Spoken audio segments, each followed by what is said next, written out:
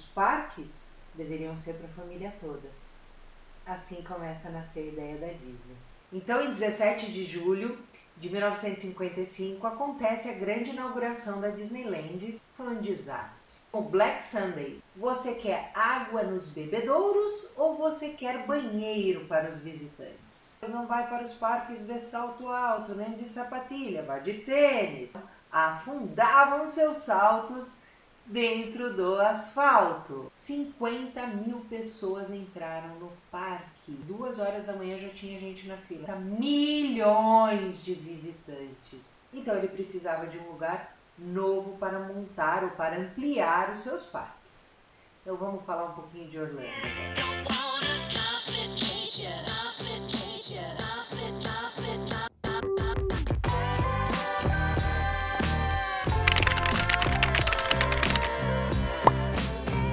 Gente, a escolha da Flórida foi um critério até muito simples.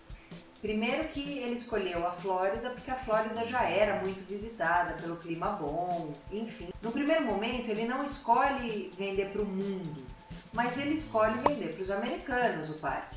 E aí a Flórida então, por ser esse destino muito já visitado pelo clima bom, então ele faz a escolha pela Flórida. E aí ele escolhe a região central, Orlando. Por quê? Por alguns motivos. O primeiro é que nas margens de Orlando passa a Interstate 4, ou a famosa I-4, né, que a gente conhece, que é uma estrada que corta os Estados Unidos de oeste a leste, que corta os Estados Unidos de leste a oeste.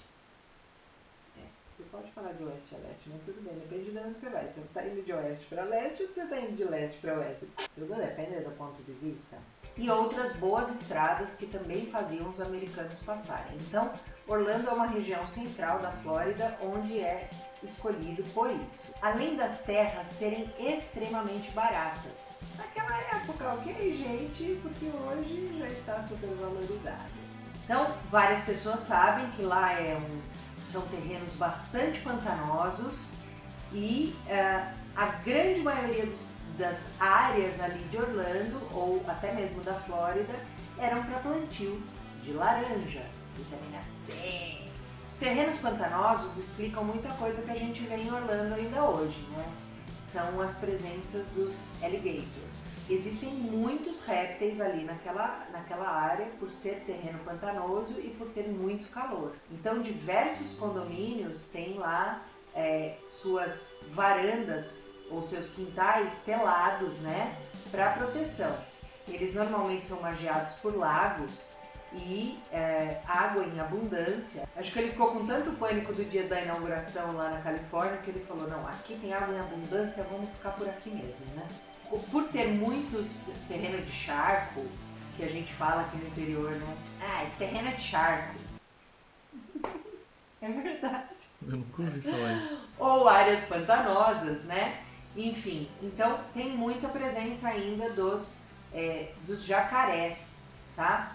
Então, muitos condomínios, sim, você está na varanda e você vê saindo do lago ali do condomínio um pequeno jacaré, não é mesmo? Então, olha, tem que tomar cuidado, viu, gente? É verdade mesmo. É verdade. Claro, veja, as pessoas não andam com jacaré nas coleiras lá, não é um animalzinho de estimação. Tipo, vê? Não é, tá? Quando ele chega lá, ele diz a seguinte frase que ficou eternizada: aqui tem espaço suficiente para caber todas as ideias que nós pudermos imaginar. Então essa é uma frase de Walt Disney famosa, onde muita gente deixava de querer aquele tipo de terra e ele falou, vou construir meu império aqui. Bom, ele começa a comprar terra então nessa região lá de Orlando e ele compra em nome de empresas fictícias. Por quê? Porque se as pessoas soubessem que aquelas empresas pertenciam ao Walt Disney, os preços quadruplicariam. Olha, só para vocês terem uma ideia como era desvalorizado aquela região, ele compra os seus primeiros 4.000 metros quadrados por $80. $80. Hoje a gente deixa $80. O quê? Né? fomos. Não, custa menos comer lá. E aí, o último acre que ele compra, que é o equivalente a 4.000 metros quadrados, já foi comprado por $80 mil. Por quê? Porque a identidade dele já tinha sido revelada.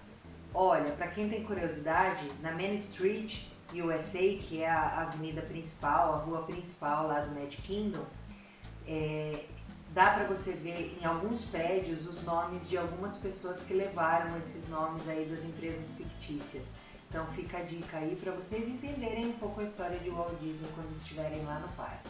E no total, mais ou menos 110, 115 quilômetros quadrados foram comprados por Walt Disney. É o equivalente à cidade de São Francisco, mais ou menos. Então ele comprou muita terra ali na região de Orlando. E aí ele fixa ali os seus primeiros parques, primeiro começando com o Magic Kingdom, que a gente vai contar a história, e aí então ele tem área suficiente para todas as ideias que ele podia imaginar. Todas as redes hoteleiras, todos os restaurantes, porque aí ele tem espaço suficiente para começar a sua história ali na Flórida. O Projeto Flórida, como ficou conhecido em 1965, era a comunidade do futuro. Ele queria trazer outras tecnologias, novas tecnologias para aquele lugar. Então, de novo, ele inicia com o Magic Kingdom, tá? E aí ele põe o Magic Kingdom no mais norte do terreno para que ele viesse fazendo outros projetos ali. E aí, gente, ele decide então, com essa comunidade do futuro, ele chama essa novidade, ele pensa em trazer essas novas tecnologias, transportes, ele queria fazer tudo de maneira subterrânea, como os metrôs e os trens. Ele não queria que tivesse poluição visual, poluição ambiental, tá? Então ele chama esse experimento de, bota aqui embaixo, Hugo, Experimental Prototype Community of Tomorrow, que cada letrinha dessas são a sigla do ECOT, então que é a Terra do Amanhã, né? Que é pensando no futuro. Gente, em 15 de novembro de 1966, o Walt Disney morre. Ele faleceu então nesse dia e ele não viu o parque Magic Kingdom ou os parques de Orlando serem inaugurados.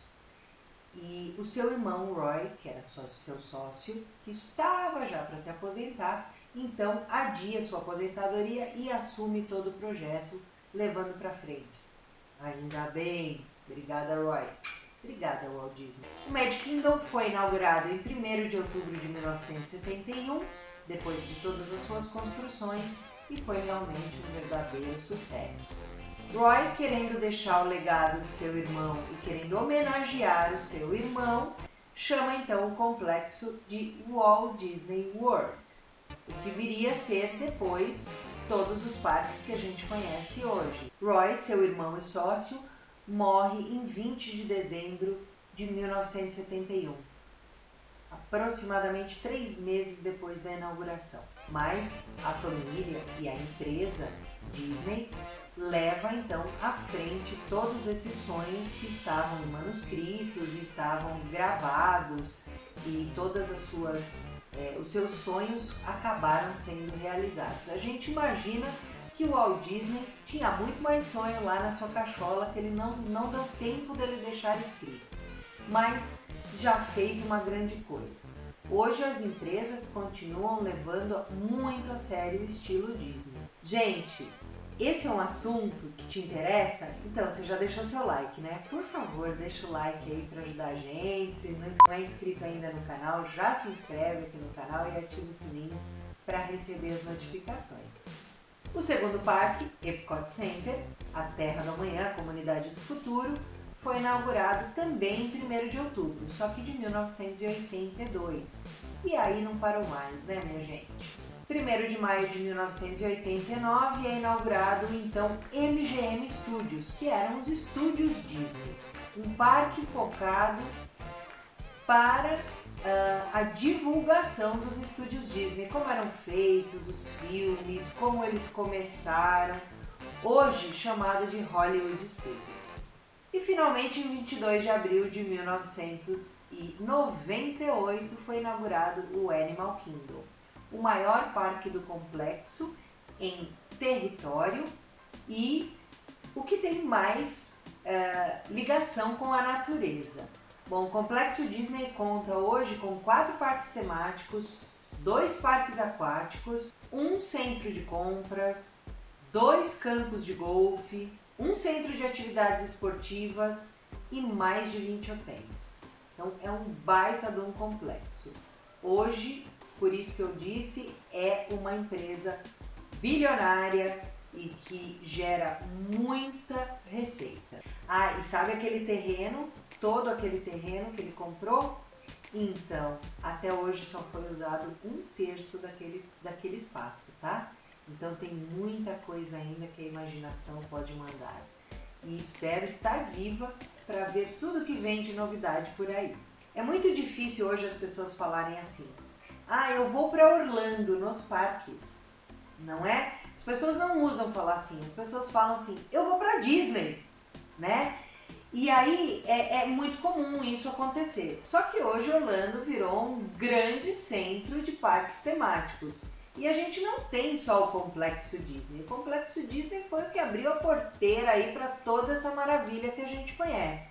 Mas nós temos outros complexos ali dentro de Orlando e na região. Então, tamanho foi o sucesso, veio então os estúdios Universal, né? O Universal Studios Park, e veio também, junto com o Universal Studios, o Island of Adventure, que são parques temáticos ligados aos grandes nomes das telinhas aí, né? A gente também tem o Vulcano Bay. A gente também conta com SeaWorld e Busch Gardens. Gente, tem mais de 18 parques em Orlando.